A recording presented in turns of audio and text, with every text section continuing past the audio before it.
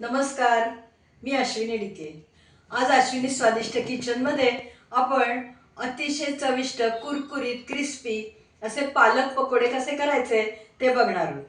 यावर्षी पाऊस पडायला फारच उशीर झालाय, पण आत्ता बाहेर पाऊस पडतोय आणि घरामध्ये पालक पकोड्याची आपण तयारी केली आहे। काय भारी कल्पना आहे ना? पटकन साहित्य बघून घ्या, लगेच कृती करूया। आपण पालक पकोडे करतोय, थोडेसे वेगळ्या पद्धतीने करणार आहोत, पण अतिशय चविष्ट असे पकोडे बनतात।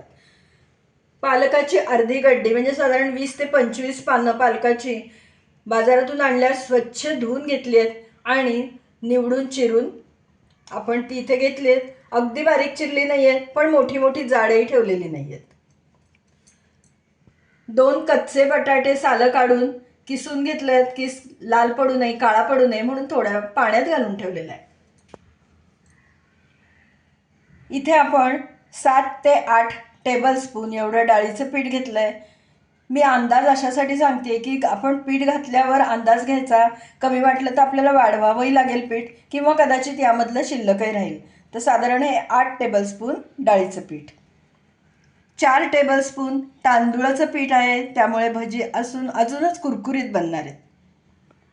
शिवाय इथे आपण 2 टेबलस्पून ज्वारीचं पीठ घेतलंय, त्यामुळे ही भजी छान कुरकुरीत होतात। अर्धा टीस्पून आलं लसूण paste, 1 teaspoon kasuri methi, 2 teaspoon पांढरे तीळ, कोथिंबीर आवडीनुसार आपण घालायची, बारीक चिरून घेतलेली आहे। 2 मध्यम आकाराचे कांदेही बारीक चिरून घेतलेत, मी इथे बारीक चिरून घेतले। तुम्हाला उभे कापून घ्यायचे असतील, पातळ काप करायचे असतील तरी हरकत नाही।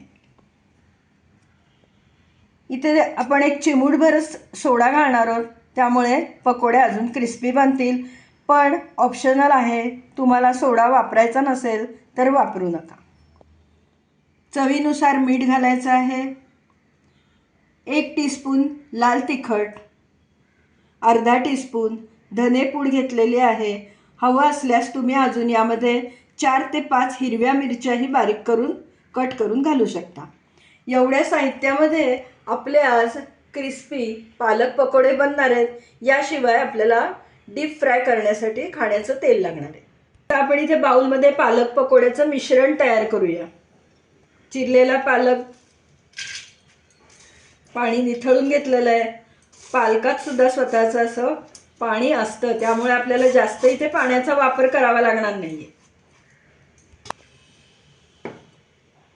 हा बटाटा आपण जो पाण्यात घालून ठेवलाय तोही आता मी पिळून याच्यावर घालणार आहे।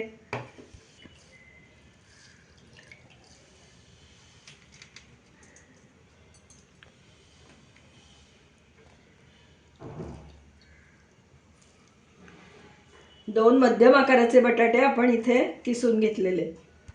कांदा बारीक चिरलेला तो घालून घेऊया। सगळं साहित्य आपण एक एक करून घालणार आहोत। डाळीचं पीठ, तांदूळ पिठी, ज्वारीचं पीठ, छान कुरकुरीत होतात ज्वारीच्या पिठामुळे पकोडे, आलं लसूण पेस्ट, धनेपूड, लाल तिखट, कोथिंबीर घालूया, तीळ घालते,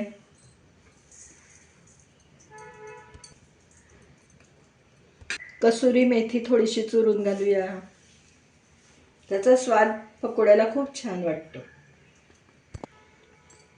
मीठ घालते, एवढं मोठं दिसत असलं तरी मीठ जरा प्रमाणात घालायचं, कारण पालकामध्ये सुद्धा थोडी मिठाची चव असते। नंतर चव घेऊन बघायचं, कमी वाटलं तर आपल्याला मीठ वाढवता येईल।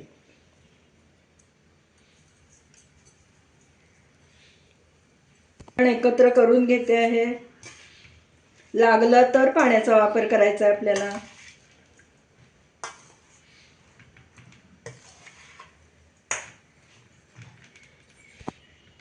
हाताने चांगलं मिक्स करून घेऊया, म्हणजे सगळ्या चवी एकत्र छान मुरतील।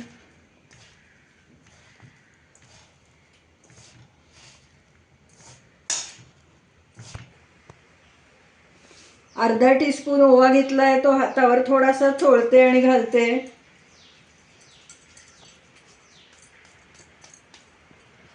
पाणी घालून आपण पीठ भिजवून घेऊया. एकदम खूप पाणी नाही घालायचं.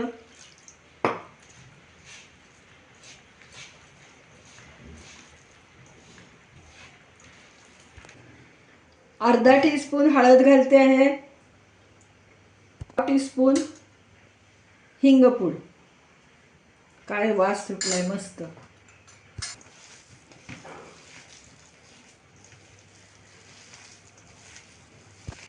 आपण इथे 2 चिमूट एवढा सोडा घेतलाय, तो घालूया आता. सगळं मिश्रण आपलं एकत्र करून झालेलं आहे. मीठ चांगलं मिक्स करूया. कढईमध्ये मी तेल गरम करायला ठेवलंय. तेल गरम झालं की लगेच आपण पकोडे करायला घेऊ. तेल तापायला ठेवलं होतं, तेल तापलंय. त्यातलं 2 टेबलस्पून एवढं तेल मी या पिठावर घालतेय आणि छान मिक्स करून घेऊया. तेल गरम आहे, चमच्याने मिक्स करते. पिठाची कन्सिस्टन्सी बघा. हाताने असं भज आपल्याला सोडता येणार आहे. एक तेल चांगलं तापवून घेतलंय. आता गॅस मी बारीक केलेला आहे. मोठ्या गॅसवर तळायचं नाही, नाहीतर आतमध्ये कच्चं राहील.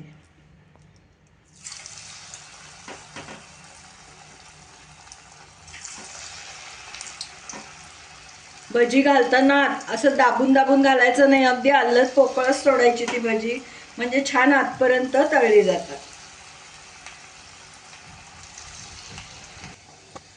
मस्त होत आहेत बघा.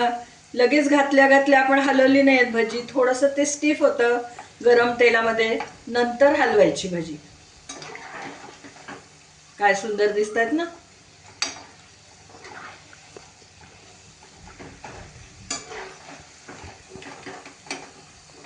छान तांबूस रंग आलाय आपल्या भज्याला.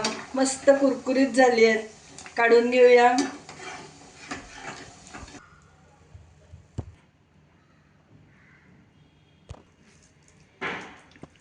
आता याच पद्धतीने पुढची भजी करून घेऊया.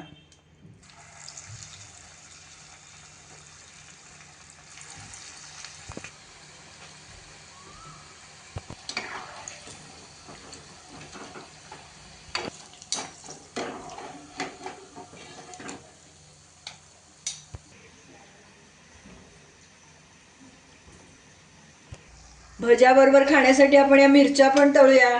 मिरच्यांना मध्ये चीर दिली आहे, नाहीतर त्या भराभर बाहेर उडून येतात.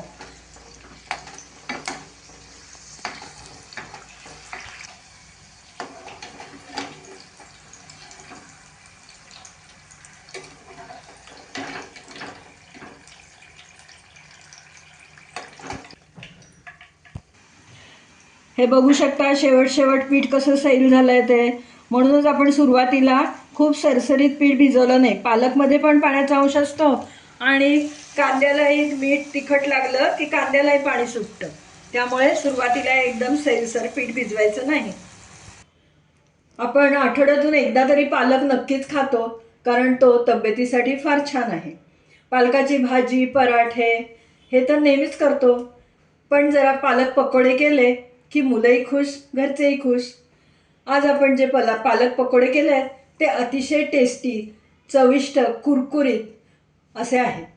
तुम्हाला मी एक पकोडा तोडून दाखवते. आवाज ऐका. मस्त आतून पोकळ आहे आणि अतिशय चविष्ट. या पद्धतीने पालक पकोडे तुम्ही करा आणि मला नक्की कमेंट द्या. तुम्हाला जर आजचा हा व्हिडिओ आवडला असला, ही रेसिपी आवडली असली, तर पहिल्यांदा पटकन व्हिडिओला लाईक करा आणि लिंक जास्तीत जास्त लोकांमध्ये शेअर करा. अजूनपर्यंत माझ्या चॅनलला सबस्क्राईब केलं नसेल तर सबस्क्राईब पण करा आणि तेव्हाच शेजारचं बेल आयकॉनही दाबा, म्हणजे मी वेळोवेळी पाठवलेली नोटिफिकेशन्स तुमच्यापर्यंत अगदी लगेच पोहोचतील. पुन्हा आपण नवीन अशा छानशा हेल्दी, टेस्टी, स्वादिष्ट रेसिपीसह लवकरच भेटूया. तोपर्यंत धन्यवाद.